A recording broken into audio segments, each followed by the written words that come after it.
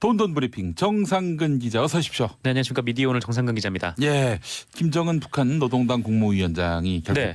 중국 방문한 사람으로 드러났군요. 확인이 됐습니다. 예, 어제 브리핑 들어보니까 설마 김정은 위원장이 직접 갔겠냐 뭐 이런 얘기를 하셨던 걸로 기억을 하는데. 괴로워요. 아픈 데를 찌르지 마세요. 네. 아, 진실은 참 불편합니다. 보란 듯이 오늘 사진이 이렇게 시진핑 주석하고 네, 김정은 위원장하고 찍은 사진이 나왔더라고요. 예. 이 북한 조선중앙통신의 공식 발표가 있었습니다. 이 조선중앙통신은 그 28일 이 김정은 동지께서 이 습근평, 그러니까 시진핑을 이렇게 부르나 봐요. 거기는 이제 네네. 한자어로 보면은 네. 시간이라 습 아니겠습니까? 습 학습할 때 습. 습시예요, 한자 습시. 그대로 그냥 읽는 저희 우리나라가 읽듯이 그렇게 이제 했는데 이 습근평 동지의 초청으로 3월 25일부터 28일까지 중화인민공화국을 비공식 방문하시었다. 네, 이렇게 보도를 했습니다. 이번 방문에는 김정은 위원장의 부인인 리설주 씨가 동행을 했고요. 이 최룡해, 박광호, 리수용, 김영철 노동당 부위원장, 리용호 외무상, 조용원, 김성남, 김병호 당 부부장. 그러니까 뭐 노동당과 이런 군의 핵심들이 이제 같이 갔다라는 얘기죠. 같이 수행을 했다고 합니다. 그리고 MBC 보도에 따르면 그 김정은 위원장은 시진핑 국가주석과 3시간 가량 인민대회당에서 정상회담을 했고요. 어제 오전에는 이 중국의 실리콘밸리라고 불리는 중간촌이라는 곳에서 목격이 됐다. 이런 보도를 하기도 했습니다. 이 북한의 발표 이후에 이 중국에서도 이 시진핑 주석과 김정은 위원장이 함께 있는 사진과 영상이 계속 공개가 되고 있는 상황이고요. 보도에 따르면 이제 두 사람이 어떤 대화를 나누었나 이게 이제 관심사일 텐데 이 보도에 따르면 김정은 위원장은 시진핑 주석을 만나서 이 비핵화는 선대의 유운이다 이런 입장을 밝혔다라고 합니다. 이와 함께 몇 가지가 있는데 첫 번째는 이제 조중 그러니까 북한과 중국의 친선 관계를 발전시킨다. 사이가 좀 안 좋았었잖아요. 그동안. 네. 뭐 굉장히 그 북한이 뭐 미사일을 쏘건 뭐 핵실험을 하건 항상 중국이 쉴드를 쳐준 것 같아서 두둔해 준 것 같아서 북중 사이가 좋은가 보다 이렇게 생각을 했지만 실은 지금 굉장히 안 좋은 사이였어요. 네, 그렇죠. 어느 정도 뭐 국제 제재에 따라서 이제 중국도 같이 동참한 부분도 있고 중국의 이런 지원이 끊기니까 북한이 좀 어려워졌다. 뭐 이런 보도도 있는데 반면에 뭐 북한 내부가 좋아졌다는 보도도 있고요. 그렇죠. 평소 안 친한 사람하고 거리가 먼 거는 문제가 없는데 친한 사람이었는데 이 마음이 상해서 틀어지면은 더 미워요. 아, 네, 그렇죠. 네. 우리 서로 미워하지 맙시다. 조만간 외나무 다리에서 만날 것 같은 느낌이 들기도 하는데요. 네, 어쨌건 이런 이제 조중 관계를 친선 관계를 발전시킨다라는 내용이 있었고 이 두 번째는 이 조선반도 정세 관리 문제를 논의했다. 그리고 이 세 번째는 중요한 사안들을 깊이 의견을 교환했다. 뭐 이런 내용들이 나와 있습니다. 그리고 그 중국이 이 북미 정상회담을 앞두고 북한의 후견 세력이 되어주겠다는 식의 얘기를 했다. 뭐 이런 보도도 있고요. 게다가 이제 시진핑 주석이 그 김정은 위원장의 평양 답방 초청을 받아들였다라는 얘기도 있습니다.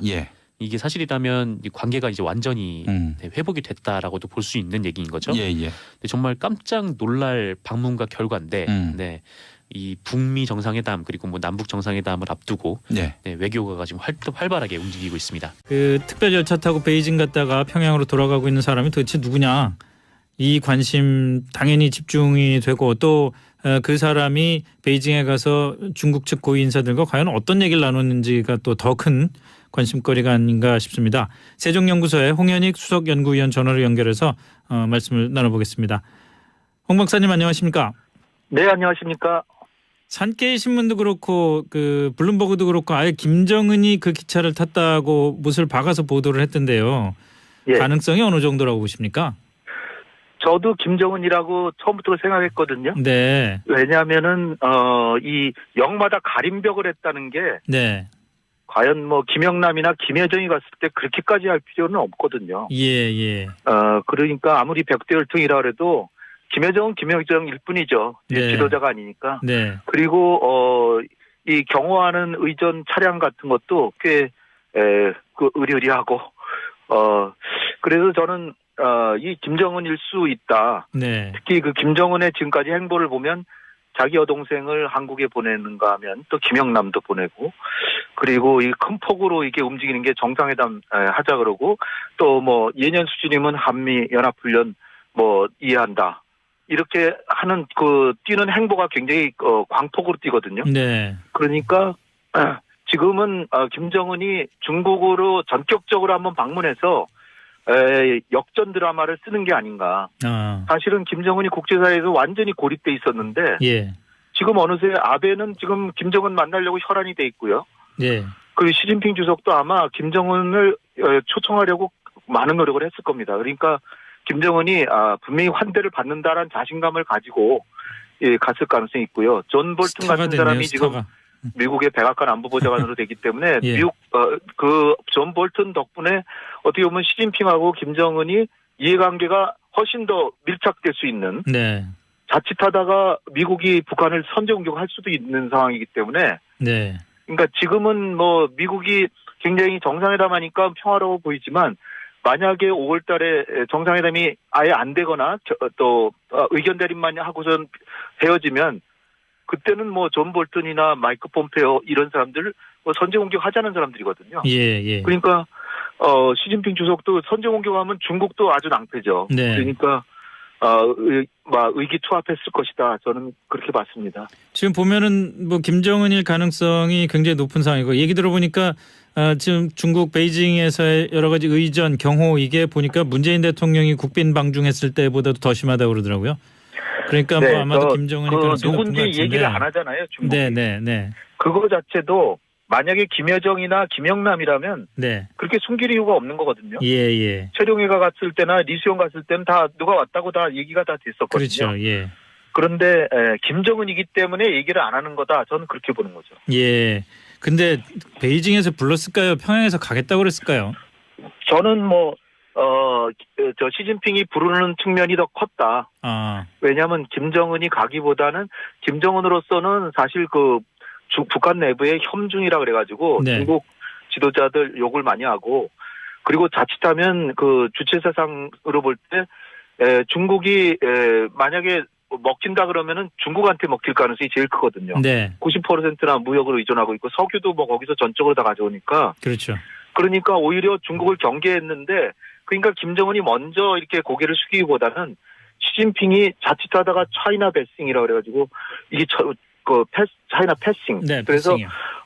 중국이 소외당할 이런 자칫하면 그런 위기잖아요. 그런 상황에서 이 중국 측에서 적극적으로 일전에도 상무위원급을 이달 말 전에 평양을 보낸다 이런 얘기들이 굉장히 많이 나왔었고요. 네. 양재ጽ 국무위원이 이제 서울에 온다 그랬는데 그것도 연기했잖아요. 네. 왜 연기했을까요? 김정은의 동태를 보고 오려고 먼저 그쪽 얘기를 듣고 오는 게 낫겠다 싶었다는 거죠. 그렇죠. 예. 네. 그 시진핑이 만났건 어쨌든 간에 중국 쪽 입장에서 그 김정은에게 또는 북한 측 고위 인사에게 하고 싶은 말이 뭐였을까요? 지금 뭐 핵을 포기하라 이렇게는 말 못했을 가능성이 있고요. 예. 일단 한동안 좀 실험하지 말고 일단 좀 평화를 좀 지키자. 네. 그리고 뭐 핵을 포기하더라도 지금 바로 포기가 되는 게 아니니까 폐기하려면 한 10년 정도는 걸린다고 좀 보거든요. 네. 그러니까 지금 너무 미국하고 정면 대립하다 진짜 선제 공격 당할 수도 있다. 그러면 당신만 손해 아니냐. 따라서 지금 일단 미국과 타협하고 핵을 갖더라도 이 소량만 갖고 추가 생산하지 말고 적절하게 타협해라. 그 정도면 나는 인정해 줄 수도 있다. 네. 이를테면 뭐 공인은 아니더라도 이를테면 말썽만 안 피우면 중국으로서는 북한에 핵이 몇 개 있다고 하더라도 그 안전하게만 관리되고 있으면 네. 그렇게 큰 문제는 아니라고 생각할 수 있거든요. 예. 그러니까 미국하고 정면 대결해서 나를 자꾸 곤혹스럽게 하지만 않는다면 사실상 대북 제재도 미국을 설득하고 해서 좀 풀어주겠다. 그리고 국경 통제만 많이 풀어줘도 밀무역으로 엄청나게 들어가거든요. 그렇다더라고요. 네, 그러니까 중국 당국이 뭐 공식적으로 안 풀어줘도 관리만 조금 소홀히 하면은 자연히 그 장사꾼들이 왔다 갔다 하면서 하니까 네. 그런 게 충분히 거래가 됐음직합니다. 그렇다면은 지금 말씀하신 뒷부분에 말씀하신 그런 뭐 예를 들어 국경을 좀 열어준다든지 중국과의 경제 관계를 좀 더 정상화한다든지 이런 네. 것들이 김정은이 시진핑에게 가장 원하는 걸까요? 뭐 만약에 만났다면 그런 얘기를 주로 했을까요? 김정은 입장에서는? 일단은 김정은으로서는 시진핑한테 따졌겠죠. 우리가 같이 동맹국이고 64년에 당신들이 핵실험했을 때 나는 찬성해줬다. 우리 아버지 할아버지는. 근데 왜 우리 핵 개발하는데 왜 제재에 가담하냐. 섭섭하다. 그러니까 기본적으로 사실 김정은이 시진핑한테 이 명분상으로는 밀리는 게 아니거든요. 같은 네. 사회주의 국가로서 형제 국가한테 제재하는 게 웬 말이냐. 그러니까 우리들이 힘을 합쳐서 내가 핵 가지는 게 결코 나쁜 게 아니다. 그러나 나도 비욱하고 정면으로 대립하려고 하지는 않으려고 이제 생각을 좀 바꿨으니까 일단은 내 체제가 위험하지 않느냐. 지금 트럼프 하는 걸 봐라.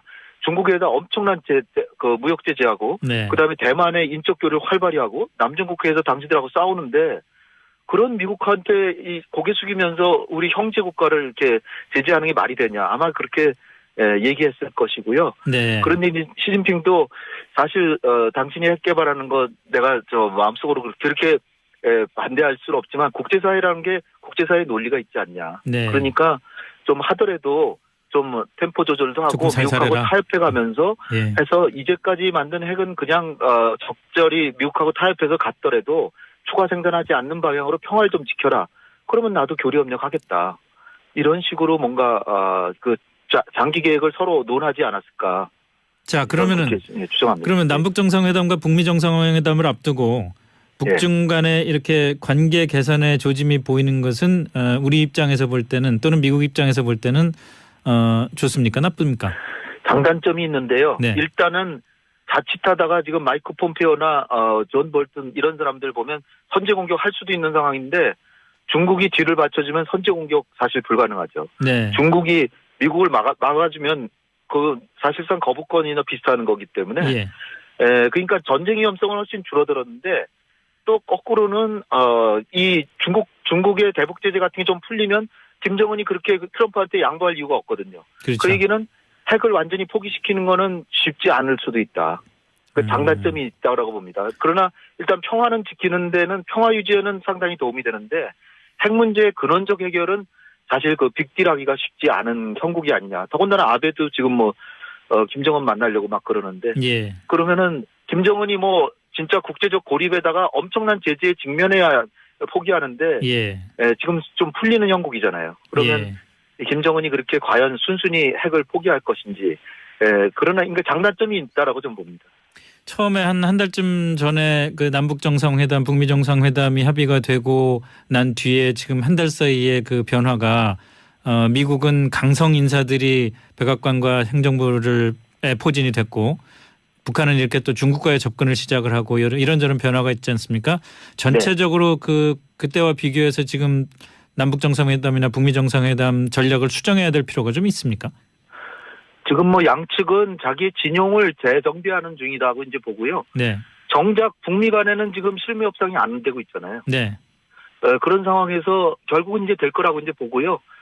진짜 정상회담을 5월달에 하려면 특사가 왔다 갔다 하든지 아니면 제3국에서 실무진들이 만나야죠. 네. 그런 상황에서 우리는 지금 남북 관계가 최악이었던 작년 그런 국면을 벗어나서 어떻게든지 남북 정상회담은 성공시키고 남북 간의 기본 조약이라도 맺고 그러면서 남북 관계의 정면 대립 국면을 피하는 가운데 북미 정상회담을 지켜보는데 지금 그 핵포기 로드맵 이런 걸 전혀 안 그리고 있잖아요. 알겠습니다. 우리가 그려서 같아서 두둔해 준 것 같아서 북중 사이가 좋은가 보다 이렇게 생각을 했지만 실은 지금 굉장히 안 좋은 사이였어요. 네, 그렇죠. 어느 정도 국제 제재에 따라서 이제 중국도 같이 동참한 부분도 있고 중국의 이런 지원이 끊기니까 북한이 좀 어려워졌다. 이런 보도도 있는데 반면에 북한 내부가 좋아졌다는 보도도 있고요. 그렇죠. 평소 안 친한 사람하고 거리가 먼 거는 문제가 없는데 친한 사람이었는데 이 마음이 상해서 틀어지면은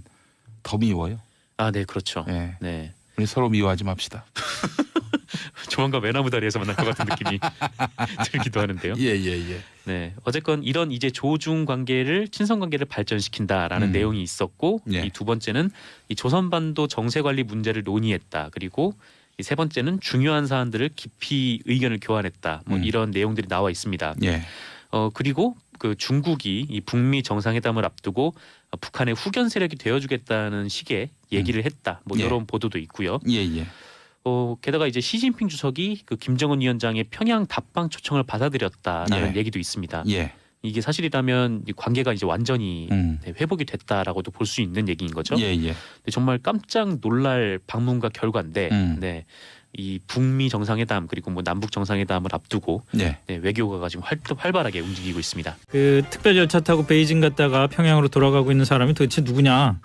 이 관심 당연히 집중이 되고 또 그 사람이 베이징에 가서 중국 측 고위 인사들과 과연 어떤 얘기를 나눴는지가 또 더 큰 관심거리가 아닌가 싶습니다. 세종연구소의 홍현익 수석연구위원 전화로 연결해서 말씀을 나눠보겠습니다. 홍 박사님 안녕하십니까? 네, 안녕하십니까? 산케이 신문도 그렇고 그 블룸버그도 그렇고 아예 김정은이 그 기차를 탔다고 못을 박아서 보도를 했던데요. 가능성이 어느 정도라고 보십니까? 저도 김정은이라고 처음부터 생각했거든요. 왜냐하면은 이 역마다 가림벽을 했다는 게 과연 뭐 김영남이나 김여정이 갔을 때 그렇게까지 할 필요는 없거든요. 그러니까 아무리 백대열통이라 해도 김여정은 김여정일 뿐이죠. 지도자가 아니니까. 그리고 사실상 대북 제재도 미국을 설득하고 해서 좀 풀어주겠다. 그리고 저 국경 통제만 많이 풀어줘도 밀무역으로 엄청나게 들어가거든요. 그렇다더라고요. 그러니까 중국 당국이 뭐 공식적으로 안 풀어줘도 관리만 조금 소홀히 하면은 자연히 그 장사꾼들이 왔다 갔다 하면서 하니까 그런 게 충분히 거래가 됐음직합니다. 그렇다면은 지금 말씀하신 뒷부분에 말씀하신 그런 그 뭐 예를 들어 국경을 좀 열어준다든지 중국과의 경제 관계를 좀 더 정상화한다든지 이런 것들이 김정은이 시진핑에게 가장 원하는 걸까요? 뭐 만약에 만났다면 그런 얘기를 주로 했을까요? 김정은 입장에서는? 일단은 김정은으로서는 시진핑한테 따졌겠죠. 우리가 같이 동맹국이고 64년에 당신들이 핵실험했을 때 나는 찬성해줬다. 우리 아버지 할아버지는. 근데 왜 우리 핵 개발하는데 왜 제재에 가담하냐. 섭섭하다. 그러니까 기본적으로 사실 김정은이 시진핑한테 이 명분상으로는 밀리는 게 아니거든요. 같은 사회주의 국가로서 형제 국가한테 제재하는 게 웬 말이냐. 그러니까 우리들이 힘을 합쳐서 내가 핵 가지는 게 결코 나쁜 게 아니다. 그러나 나도 비욱하고 정면으로 대립하려고 하지는 않으려고 이제 생각을 좀 바꿨으니까 일단은 내 체제가 위험하지 않느냐. 지금 트럼프 하는 걸 봐라. 중국에다 엄청난 그 무역 제재하고 그다음에 대만의 인적 교류를 활발히 하고 남중국해에서 당신들하고 싸우는데 그런 미국한테 이 고개 숙이면서 우리 형제 국가를 이렇게 제재하는 게 말이 되냐. 아마 그렇게 얘기했을 것이고요. 그런데 시진핑도 사실 당신이 핵 개발하는 거 내가 저 마음속으로 그렇게 반대할 수는 없지만 국제사회라는 게 국제사회의 논리가 있지 않냐. 그러니까 좀 하더라도 좀 템포 조절도 하고 미국하고 타협해가면서 해서 이제까지 만든 핵은 그냥 적절히 미국하고 타협해서 갔더라도 추가 생산하지 않는 방향으로 평화를 좀 지켜라. 그러면 나도 교류협력 하겠다. 이런 식으로 뭔가 그 장기 계획을 서로 논하지 않았을까. 자, 그러면은 추정합니다. 그러면 남북 정상회담과 북미 정상회담을 앞두고 북중 간에 이렇게 관계 개선의 조짐이 보이는 것은 우리 입장에서 볼 때는 또는 미국 입장에서 볼 때는 이 경호하는 의전 차량 같은 것도 꽤 의리의리하고 그래서 저는 이 김정은일 수 있다. 특히 그 김정은의 지금까지 행보를 보면 자기 여동생을 한국에 보내는가 하면 또 김영남도 보내고 그리고 이 큰 폭으로 이게 움직이는 게 정상회담 하자 그러고 또 뭐 예년 수준이면 한미 연합훈련 뭐 이해한다. 이렇게 하는 그 뛰는 행보가 굉장히 광폭으로 뛰거든요. 그러니까 지금은 김정은이 중국으로 전격적으로 한번 방문해서 역전 드라마를 쓰는 게 아닌가. 사실은 김정은이 국제사회에서 완전히 고립돼 있었는데 지금 어느새 아베는 지금 김정은 만나려고 혈안이 돼 있고요. 그리고 시진핑 주석도 아마 김정은을 초청하려고 많은 노력을 했을 겁니다. 그러니까 김정은이 분명히 환대를 받는다라는 자신감을 가지고 갔을 가능성이 있고요. 존 볼튼 같은 사람이 지금 미국의 백악관 안보보좌관으로 되기 때문에 미국 그 존 볼튼 덕분에 어떻게 보면 시진핑하고 김정은이 이해관계가 훨씬 더 밀착될 수 있는 자칫하다가 미국이 북한을 선제 공격할 수도 있는 상황이기 때문에 그러니까 지금은 뭐 미국이 굉장히 정상회담하니까 평화로워 보이지만 만약에 5월달에 정상회담이 아예 안 되거나 또 의견 대립만 하고선 헤어지면 그때는 뭐 존 볼턴이나 마이크 폼페오 이런 사람들 뭐 선제 공격하자는 사람들이거든요. 예. 그러니까 시진핑 주석도 선제 공격하면 중국도 아주 낭패죠. 네. 그러니까 의기투합했을 것이다. 저는 그렇게 봤습니다. 지금 보면은 뭐 김정은일 가능성이 굉장히 높은 상황이고 얘기 들어보니까 지금 중국 베이징에서의 여러 가지 의전, 경호 이게 보니까 문재인 대통령이 국빈 방중했을 때보다도 더 심하다고 그러더라고요. 그러니까 네, 뭐 아마도 김정은이 가능성이 높은 것 누군지 같은데. 얘기를 안 하잖아요. 중국이. 네. 그거 자체도 만약에 김여정이나 김영남이라면 네. 그렇게 숨길 이유가 없는 거거든요. 예. 최룡해가 갔을 때나 리수용 갔을 때는 다 누가 왔다고 다 얘기가 다 됐었거든요. 그렇죠. 예. 그런데 김정은이기 때문에 얘기를 안 하는 거다. 저는 그렇게 보는 거죠. 예. 근데 베이징에서 불렀을까요? 평양에서 가겠다고 그랬을까요? 저는 시진핑이 부르는 측면이 더 컸다. 왜냐하면 김정은이 가기보다는 김정은으로서는 사실 북한 내부의 혐중이라 그래가지고 네. 중국 지도자들 욕을 많이 하고 그리고 자칫하면 주체사상으로 볼 때 중국이 만약에 먹힌다 그러면은 중국한테 먹힐 가능성이 제일 크거든요. 네. 90%나 무역으로 의존하고 있고 석유도 뭐 거기서 전적으로 다 가져오니까. 그렇죠. 그러니까 오히려 중국을 경계했는데 그러니까 김정은이 먼저 이렇게 고개를 숙이기보다는 시진핑이 자칫하다가 차이나 베싱이라고 그래가지고 이게 차이나 패싱. 네, 그래서 패싱이요. 중국이 소외당할 이런 자칫하면 그런 위기잖아요. 그런 상황에서 이 중국 측에서 적극적으로 일전에도 상무위원급을 이달 말 전에 평양을 보낸다 이런 얘기들이 굉장히 많이 나왔었고요. 양쯔쯔 국무위원이 이제 서울에 온다 그랬는데 그것도 연기했잖아요. 네. 왜 연기했을까요? 김정은의 동태를 보고 오려고. 먼저 그쪽 얘기를 듣고 오는 게 낫겠다 싶었다는 거죠. 그렇죠. 예. 예. 시진핑이 만났건 어쨌든 간에 중국 쪽 입장에서 김정은에게 또는 북한 측 고위 인사에게 하고 싶은 말이 뭐였을까요? 지금 핵을 포기하라 이렇게는 말 못했을 가능성이 있고요. 예. 일단 한동안 좀 실험하지 말고 일단 좀 평화를 좀 지키자. 네. 그리고 핵을 포기하더라도 지금 바로 포기가 되는 게 아니니까 폐기하려면 한 10년 정도는 걸린다고 좀 보거든요. 네. 그러니까 지금 너무 미국하고 정면 대립하다는 진짜 선제 공격 당할 수도 있다. 그러면 당신만 손해 아니냐.